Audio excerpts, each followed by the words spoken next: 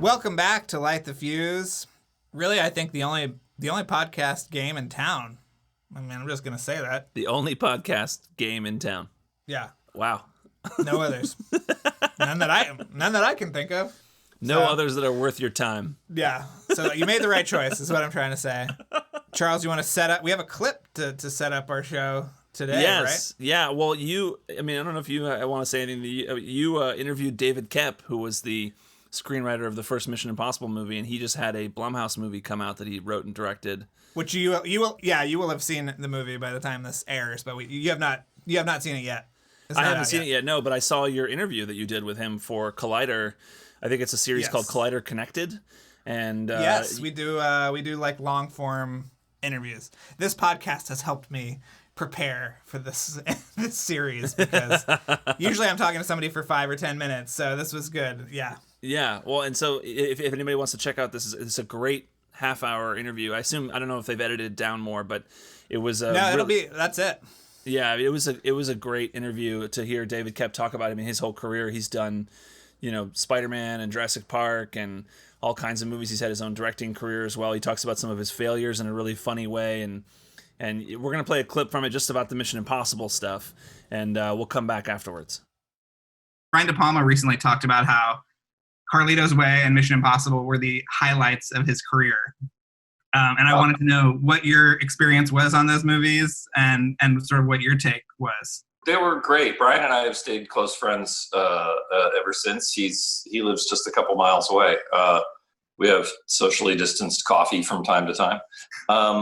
They were turbulent.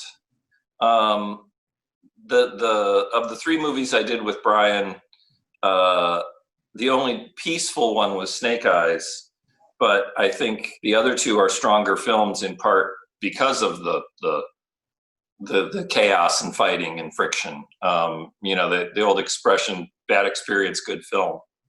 Good experience, bad film. So I loved them. They were really fun. And even though there was fighting, I always felt Brian and I were allies. Even when he had to fire me and rehire me on Mission Impossible. He just the other day said, I think I was the first person to ever fire you. And I said, yeah, Brian, so, so what? You came back, didn't you? It was, but they were great experiences, yeah. In the documentary, he talks about how you and Robert Towne were in different hotel rooms in the same hotel working on different drafts of Mission Impossible. Did you know there was a guy next door working on the same? Yeah, they didn't even put it in the same hotel, actually. Okay. He was in the Dorchester. I was in the old Hyde Park Hotel, which is now the Mandarin. But it was really stressy. Once the movie got up and running, or once Paramount greenlit it, Tom got rather anxious and wanted to bring Towne in to work on it. And then Towne came in, and Brian didn't want, there was a lot of fighting.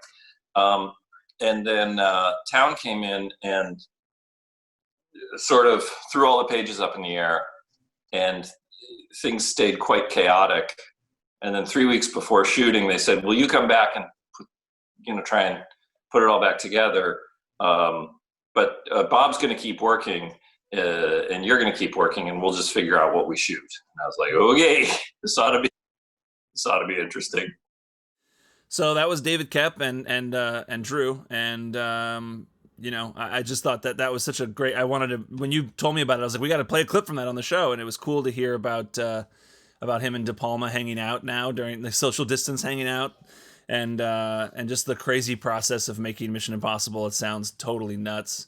There's more to that interview. You should definitely check it out. It would be great to get him on the show. Yeah, I mean, let's we'll work on it and see if we can make it happen. And hopefully we'll have David on the show to talk to him, extensively about Mission Impossible. We'll see. Just trying to be a master of the art of the tease, as you like to do it, Charles. Well, yeah, fingers crossed it happens. We haven't made it happen yet. No, but he's excited though, and he is a wonderful person. So we can't wait to talk to him about this movie in depth, because obviously the process of making Mission Impossible was not an easy one. So right, but he came out okay, and he's still friends with De Palma, which is amazing. Yeah, there's another story he tells about De Palma in that interview where he later on he talks about when he had his failure from Mordecai, because David Koepp directed Mordecai and it was a huge failure, and De Palma reassured him in a really funny way. So you definitely want to check out that interview that Drew did. I'm sure you can find it if you just Google Collider Connected David Koepp, Drew Taylor. And we'll share it. We'll share it on social media, I'm sure, too. Oh, yeah, that's a good idea, too. Sure. But speaking of the first Mission Impossible movie, this week's guest and next week's guest is Gary Rydstrom, and he was the mixer for the first Mission Impossible movie, and then he was also the sound designer and re-recording mixer for Ghost Protocol. So it's he's got amazing stories, and I can't wait for you to hear this talk with him. Yeah, is there anything else you wanted to say before we start it? Yeah, I just want to give a shout out that this episode is brought to you by Jeremy Dillon. Be sure to check out his podcast, which is called My Favorite Album. Each week, Jeremy chats with a musician/songwriter or filmmaker or someone else about their favorite album of all time.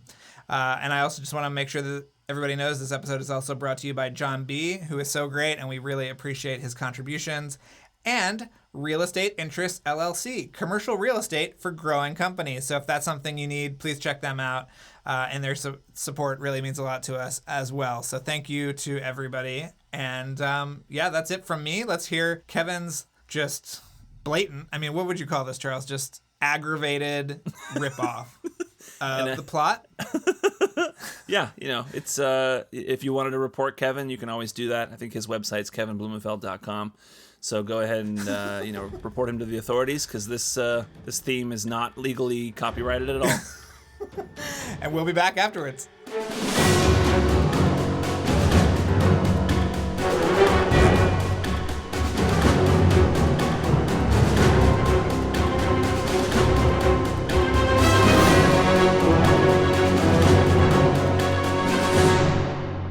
Well, let's get into it. We are so thrilled to be joined today via the magic of technology by Gary Rydstrom, who is a man who has more Oscars than you probably have rolls of toilet paper in your home.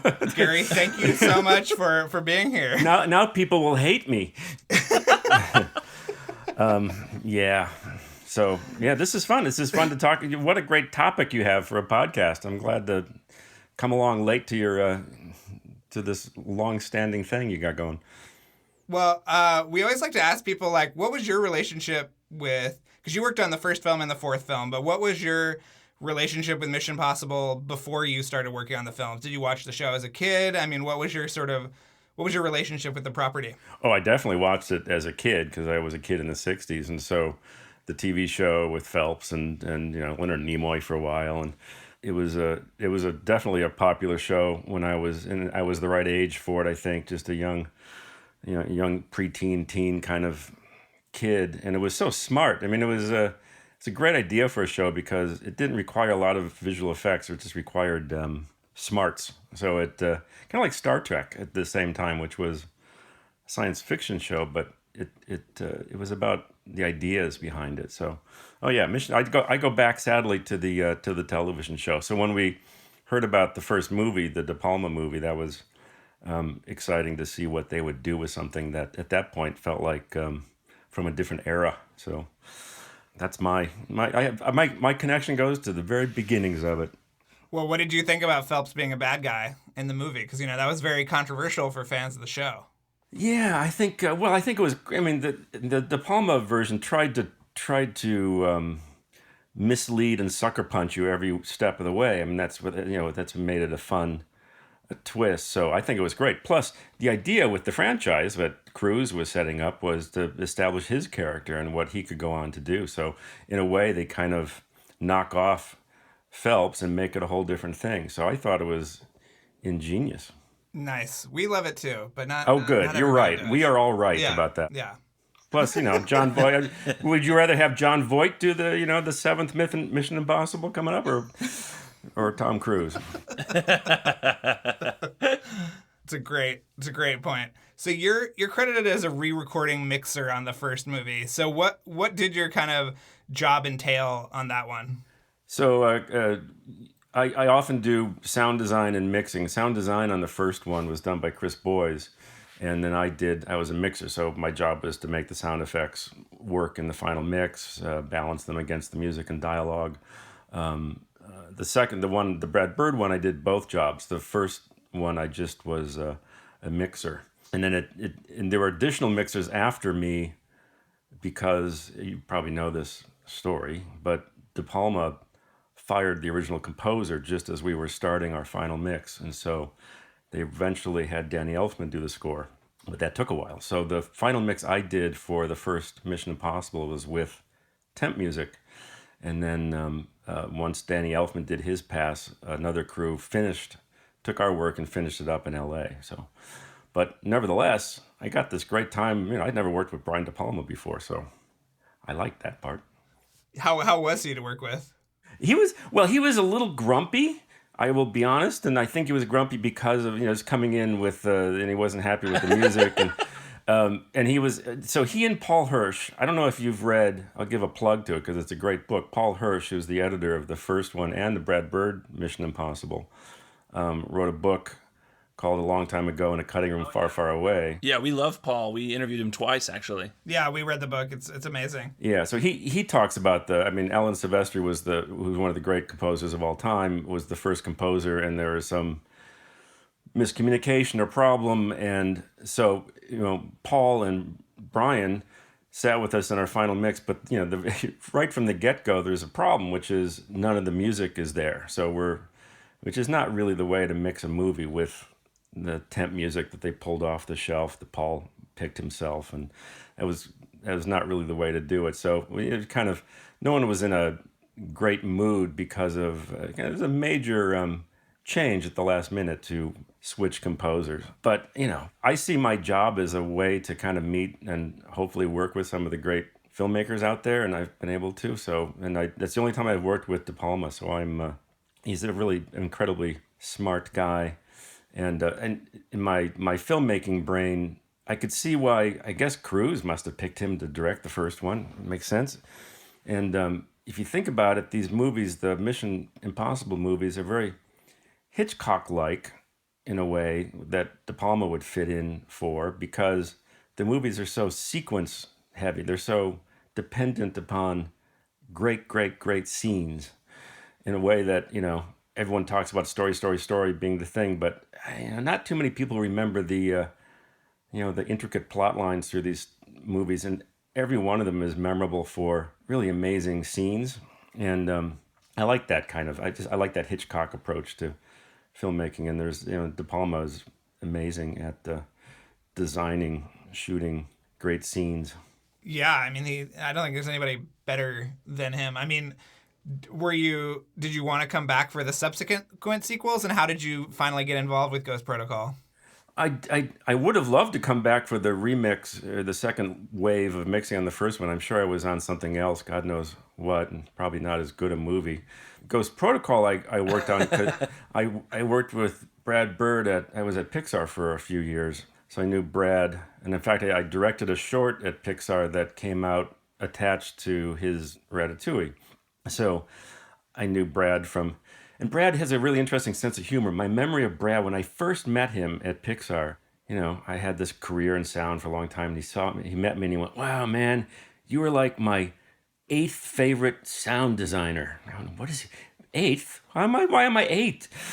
But I think he was joking, or there were 7 sound designers he liked better than me. I don't know which one it was. So I was leaving Pixar when he was preparing this, and he called me up, and he's very good at pitching. So he called me up and said, I promise you, man, we make this movie, we're going to think about sound, we're going to plan for sound, we're going to make scenes, we're going to have moments where you're just going to be able to rock and do the coolest sounds.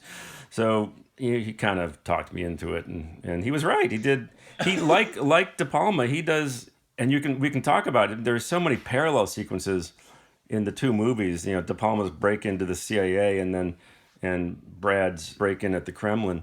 Very similar kind of approach, especially to sound. So Brad had me at I'm going to make the movie for sound, man, which was a bit of a lie, but he was partially true.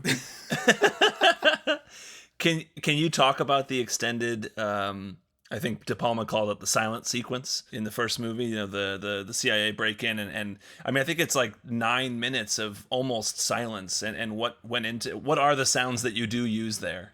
Well, what you learn in sound is that to get a sense of quiet, you need to have something. If you just put in literally no sound, then it would sound like a mistake. So what makes quiet work in a movie is hearing details that you wouldn't hear otherwise. When you hear the decibel, one of the dumbest things is probably, which, maybe I would do different now, but there is a meter that Cruise has that reads decibel level. And it makes a sound, which you think about it, if your job is to not make a sound, the thing that reads sound levels probably not make a sound. But you hear a little tone for the decibel reading going up. You hear the cables and the creak of how he's hanging and lowering into the thing. And then the quietest sound that you hear in the scene is a drop of sweat hits his hand, hits his glove. And that's when you hear that kind of sound in a movie, it means that it's a quiet moment, because you would never hear that in reality. And so we put in lots of, weirdly, there's a lot of detail work in the sound in that scene that just has to be played incredibly low. And I assume there's obviously a premium on finding the right room tone as well. Oh, absolutely. I mean, it's a room tone. It's a computer room, so the room tone in computer rooms are the slight buzz of hard drives and things like that. So it sounds very technical. And then there's also an air shaft above, so there's a little bit of air movement up there. But yeah, you got to have a room tone. Everyone thinks room tones are unimportant, but in a scene like that, you have to have something to set all these little tiny detail sounds into. I remember, because De Palma during the mix of that was always pushing us to make everything even quieter and quieter and quieter. I think at that time in my career, I had a hard time making things so quiet. But I remember going to an audience preview of it, and that scene played so well. It had the effect of quieting the audience down, because they wanted to, they kind of got into the scene with Ethan Hunt, just kind of leaning into the scene. So he was right. One of the many lessons I learned early in my career is that it's okay to be quiet. It's a hard lesson for sound people. It's kind of like, the antithesis of what we think we're supposed to be doing. Right. I mean, was that the most challenging sequence on the first movie? In terms of creating the sound for it, I mean, they had, the action scenes. I do find the quiet scenes are more difficult to mix, because everything's exposed. If you're doing an action scene, so the TGV train scene or anything with guns and explosions, you can kind of get away with a lot because there's so much going on and it's so loud. But in the quiet scenes, every little detail has to be. Chances are you're hearing only one sound at a time, so it better be a good sound, If you're hearing 28 sounds at the same time, then, 14 of them can be bad and you're still doing all right. But the CIA scene is all about one sound pretty much at a time. Were there any sounds from that movie that came from an interesting place? Like, we all love those stories about, like, where sounds sort of come from in nature, or, you pick up, but were there any fun sort of stories like that for the first movie? The first one, I mean, all the Mission Impossible have something. My favorite sounds are actually pretty simple, but and again, I didn't create them. Chris Boyes did, but the on top of the TGV, the high-speed train, the important sound there is the flapping of cloth. So Chris and his team had to figure out a way to make like John Voight's tie flap really quickly and that kind of thing, which it's not just your normal cloth flapping; it's cloth flapping going 100 and some miles per hour on the top of a TGV. Those are the little things that make you, helicopters and guns and stuff are always fun. But I don't know, weirdly, the sweat hitting the glove and the clothing, flapping tie for Phelps, I think, are my two favorite sounds in that movie. They're hard to beat. I will say that. So was everything on top of the train ADR? I guess there's not really much dialogue up there, but were you just creating that all from scratch? Oh God, I don't remember exactly, but probably. 'Cause for one thing, they had wind machines on the set and all that kind of stuff. So yeah, most likely it was all ADR. And of course, one of the most important sounds when you replace dialogue in a scene like that is the efforts. And Tom Cruise is actually quite good at, because he knows the business so well. He knows but it's not just the lines and the dialogue and the words, but it's the grunts and the breathing and the efforts and the vocal sounds that you make. So that turns out that's incredibly important to make an audience connect with the action scene like that. So are you there for those ADR recording sessions with Cruise? No, Tom Belfort was the supervising sound editor who handled all the dialogue for that. So he would have worked on all the ADR stages. What about the Sandstorm in Ghost Protocol? Well, the Sandstorm, that was, again, it's fun in these movies. So you have some of the quietest scenes I've ever done, and Ghost Protocol had the Kremlin, the projector in the hallway scene, which was also quiet. But then it had one of the loudest scenes. So the Sandstorm, and not just a sandstorm, but then a car chase in a sandstorm. So, you think a sandstorm would be good enough for a movie maker, but, no, you had a car chase in a sandstorm. And so that was really fun. That was one of the, when you do sound design, you often can't record the real thing. And I don't think we could have ever recorded a real sandstorm. So we had to manufacture it by putting together strong winds that we recorded, and then dropping dirt and grit and sand on different surfaces. The sound of a sandstorm is not the sand flowing through the air as much as the sand hitting people and things flying by. There's ways to create a Doppler effect artificially for things. So they do that sound. So we everything, umbrellas, clothing, just anything we could think of that would fly past camera was good. But it's fun to make discoveries about what kind of sounds you can record under controlled circumstances that feel like a sandstorm in this case. And one of the things we discovered was skiing. So if you record people skiing, you get that kind of swishing, skiing on snow sound. Turns out skiing, a lot of what you're hearing in the sandstorm is actually people skiing, which ruins the effect if you know about it. But, that's what makes sound design fun. Wow, I don't know if I'll be able to unhear that now. Yeah. That's amazing.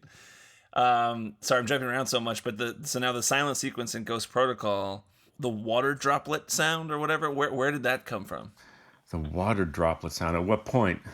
Simon Pegg has the little device that distracts the guard, and it makes that was really fun. That's a synthesized water drop sound. Just make a sound, and I don't know where we came up. If Brad came up with the idea that it'd be this kind of like a leaky. I mean, he checks the leaky bathroom or something, but that was the idea from Brad, and we did kind of a synthesized water drop sound, which is easy enough to do, just a sweeping little bloop. And, in all of our lives, it's that sound, that it's the leaky faucet, I guess, that drives you crazy. Right. It's a great idea to kind of distract the guard. A wonderful example of when I said earlier that Brad promised me that he would design a movie to take advantage of sound. That's a good example of what he did.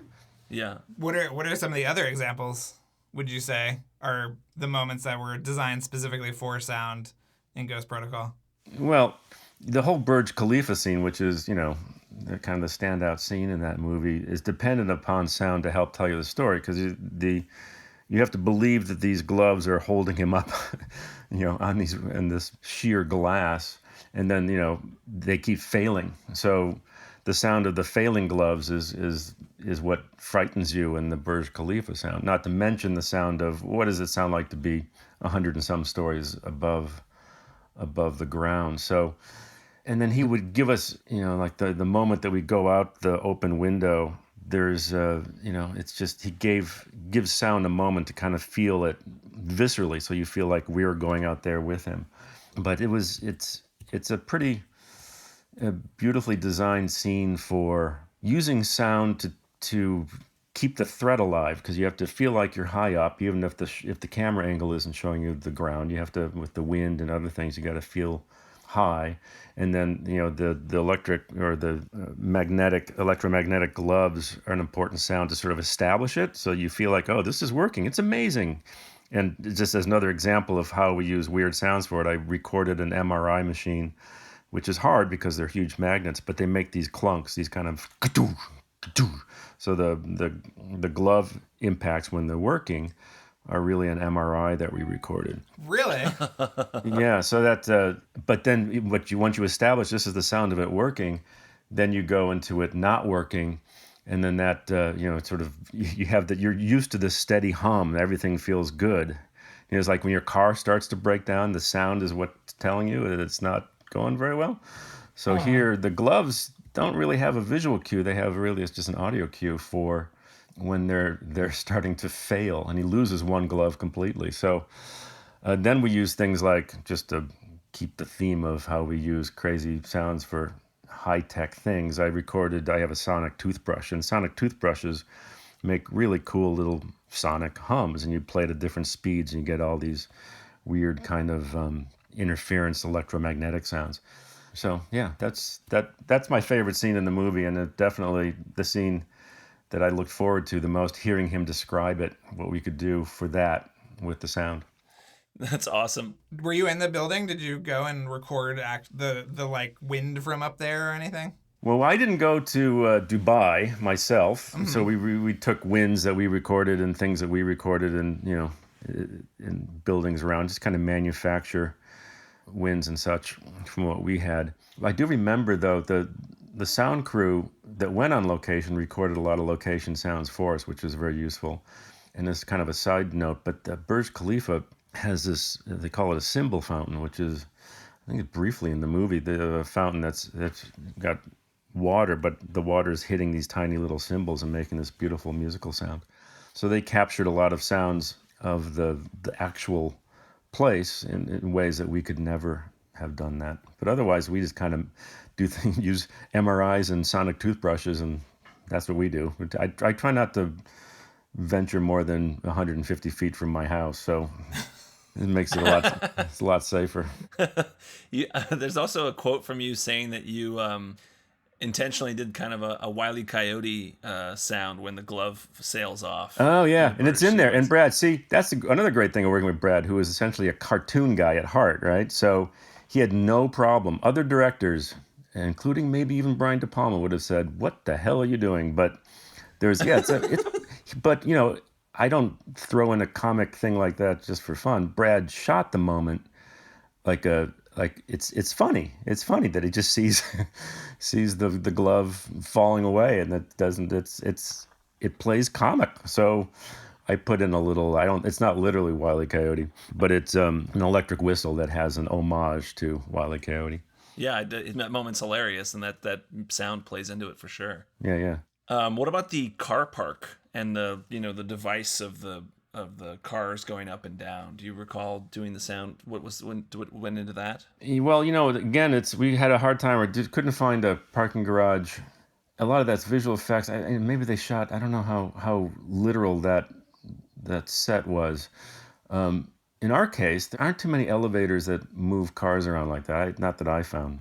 And so we used grain elevators and things like that, just industrial elevators that are meant to kind of move big, heavy things. So you get these electronic or these big motor sounds for lifts kind of going up and down and straining and all that kind of stuff. So we went to, different kind of industrial size elevators at factories. And I do remember a grain elevator being a particularly good, big sounding elevator for that scene. Another great setting for sound. So it's not just a fight in a parking garage, but it's a fight in a parking garage that has this verticality to it. It's funny to think about how that scene and the Burj Khalifa scene kind of rhyme in a way, because they're both about the danger of falling and verticality. It's a tough thing to make a movie scene about that vertical element, but I just thought that's very clever. Good job, Brad. Well, that's what Christopher McQuarrie always says now, is that they need gravity in order to make these things work, and that's why Mission Impossible can't go to space.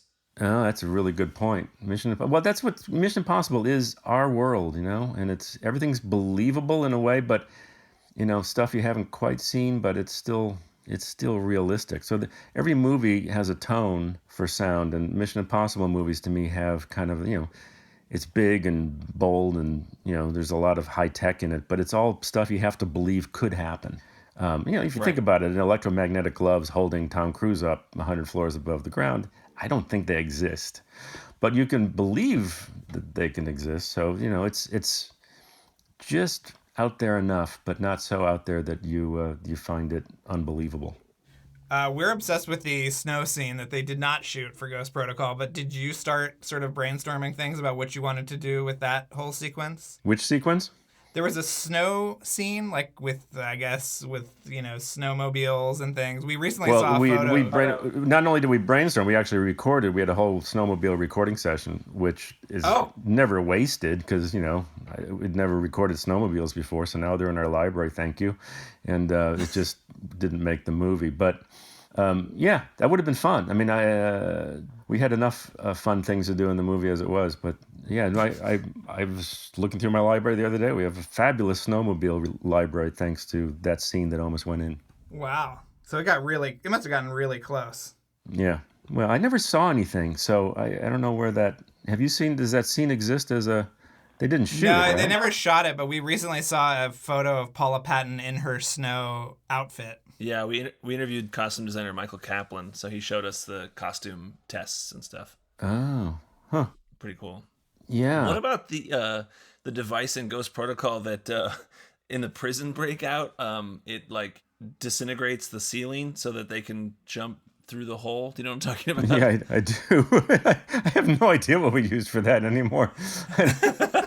My entire sound memory of that scene is Dean Martin. So, because that Dean Martin song plays the whole damn time. I don't know what we used for that thing. That's just one of those. These movies are full of kind of high-tech sounds that we just make from various electronics and high-tech, lasers and the mask 3D printer and computers. And the first movie had all sorts of 1996 era computer technology in it. So a lot of what our first recording pass for these movies was to record computers and lasers and high-tech stuff and electronics, and got a big library of that kind of thing because that seems to be kind of a sound motif of all the Mission Impossibles. But you guys could do a show about how technology changed within the movies, because the range of years is pretty broad now. Yeah, it's pretty crazy. I mean, the computers in the 1996 version look very antiquated, I'm sure. I haven't seen it in recent years, but I'm sure it looks pretty dated to our eyes. Yeah, it's an early Apple laptop. Yeah. Did you have any other Mission Impossible questions you wanted to ask Drew before we move on to other stuff? I'm trying to think if there's any particular sounds that I want to ask about that we didn't cover. I know. Already. I feel like I'm going to remember something later. Well, like when the mask machine sort of breaks down, how did that sound come about? Well, we did that one. I think we went to UC Berkeley, and they had like various labs that do things, and we recorded all this lab equipment. And I don't remember what specifically we got it from, but what you then ask, it's a weird ask when you go to record people's machines, but you say, do you have any machines that we can really like stick a wrench in or break, or that aren't working very well? Well, I want to ask you about a couple other things before the world ends. Okay. Yeah, hurry. Jurassic Park. This is a very important movie to us. We were 10 years old when this movie came out, and the sound in this movie is so distinct and incredible. And there's stories about, I guess I'd love to hear what are some of the things that how do you create dinosaurs? Yeah, well, that's a good question. I mean, it's one of the more fun things to do in sound is to create creature vocals or characters or, things that are living. So the short answer is that we recorded a lot of animal sounds, zoos and other things, including our dogs and everything else. And then that make that into a library. And then I kind of piece things back together, change their pitch and turn them into something else. So the T-Rex is a combination of a low lion sound with a high baby elephant screech and that kind of thing. So everything is sounds of, in that case, real animals cobbled together to be something you've never heard before. It was an incredibly fun thing to do. You just hear it getting ripped off all the time too. I feel like every monster after Jurassic Park sounded just like your dinosaurs. Well, in a way, I mean, there's a history. I learned, Ben Burtt, who I've learned from because he's the Star Wars Raiders sound designer, works at Lucasfilm, and I mean, he did a lot of. he did Chewbacca and R2-D2 and things like that. And I learned a lot from him about how to create things. But he's good at saying and reminding people like me that when you create something like a dinosaur voice, that you're not just you create it to sound new, but you also have to keep in mind the history of Hollywood or movie sound history that goes back to King Kong. So the T-Rex in King Kong is still a great sounding T-Rex done by Murray Spivak in 1930 whatever. And so there's a lineage as well as you want to do something unique that people remember. So when people feels like they're ripping off Jurassic Park, I was kind of ripping off King Kong and the Rancor beast from Jedi, and there's a long and storied history of creature vocals that I'm happy to be part of. Yeah, that T-Rex sound is just incredibly iconic. Yeah, no, it's a good one. This is, I talk to my ILM friends a lot about, I had this question that they've never been able to answer, but I ask, why is it that there is no way to create sound from scratch in the way that they can create visuals from scratch? So much of today's movies have visual effects that are created entirely in the computer. And sound can't do that that I'm aware of. And maybe it's good that it can't. So making a good or even iconic sound comes down to finding the right sound from the world. And the key sound for the T-Rex is really a baby elephant that we recorded that had this screech. And then I would layer things that had deeper sounds into it so that it had the body of a full-size T-Rex. But the screech, the high frequency, is where the personality comes from. And it really was this, if you were to see it, the cutest little tiny baby elephant making this what becomes the iconic 10-ton monster that's going to eat you is really this little, it looks like a cartoon with big ears. And so what the sound is sometimes is not what it sounds like in the movie. And that's the magic of sound for movies, is you find sounds and then they feel right, and then you put it against image, and that combination of our sound with the image produces something utterly new. And that's when that happens, when that combination works, then there's nothing more exciting to me. I love when the magic of that moment happens.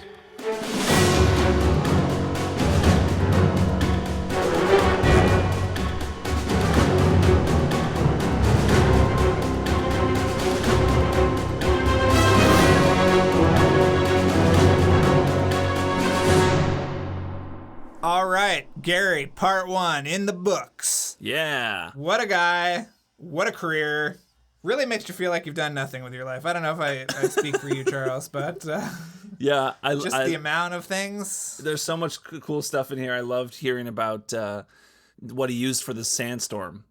He recorded the sound of people skiing and then used that for the Sandstorm. Now I want to go back and watch the Sandstorm sequence and see if I can hear the skiing sounds.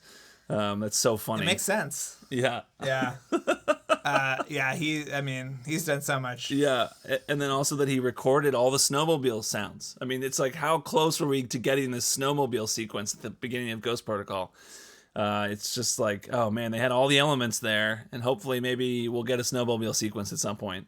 Yeah, I mean, there's a few filmmakers who have done so much and also sort of like navigated different worlds. I mean, I think we talk more about his stuff with Pixar next week, right? Yes, yeah. I think it's mainly Mission Impossible that was this week, and I think we did get a little into Jurassic Park at the end, which was really cool to hear him talk about the T-Rex sound. And I've heard those stories about him using a baby elephant or whatever, but to hear him actually talk about it was really awesome.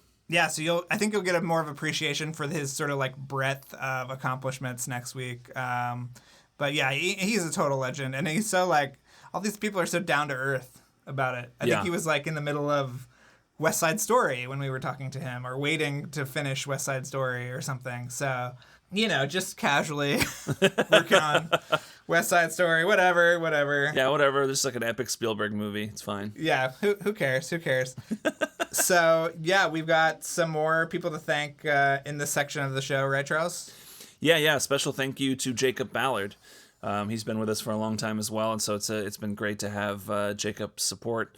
And if you want to also help the show and support us, then check out our Patreon. It's patreon.com/lightthefuse.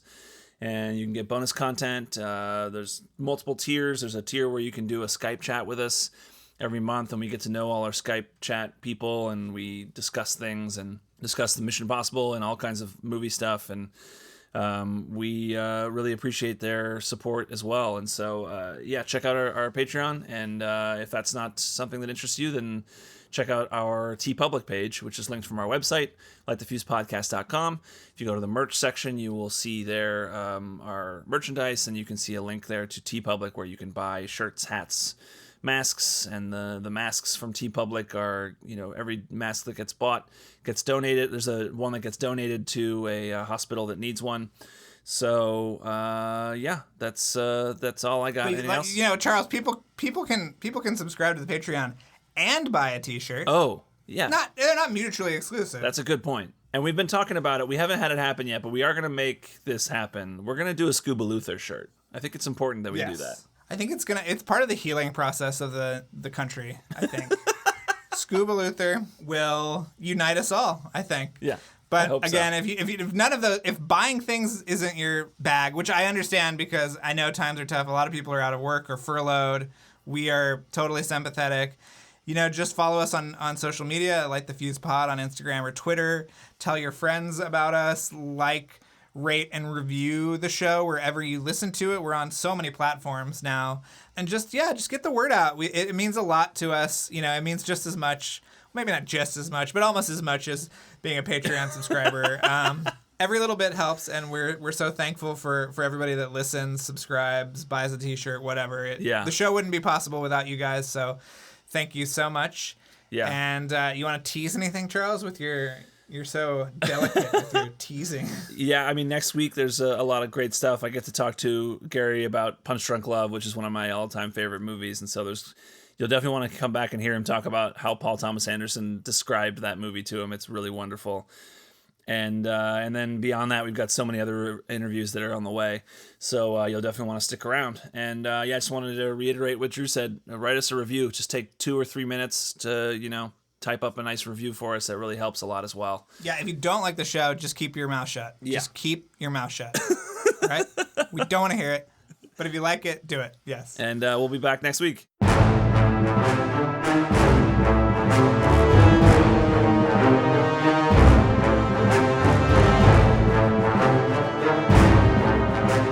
Thanks again for listening, everyone. And before we go, another mission, should you choose to accept it, please rate, review, and subscribe to the podcast on iTunes. And remember that you can follow us on Twitter and Instagram at LightTheFusePod, and email us questions or comments at lightthefusepodcasts@gmail.com. This message will self-destruct in 5 seconds.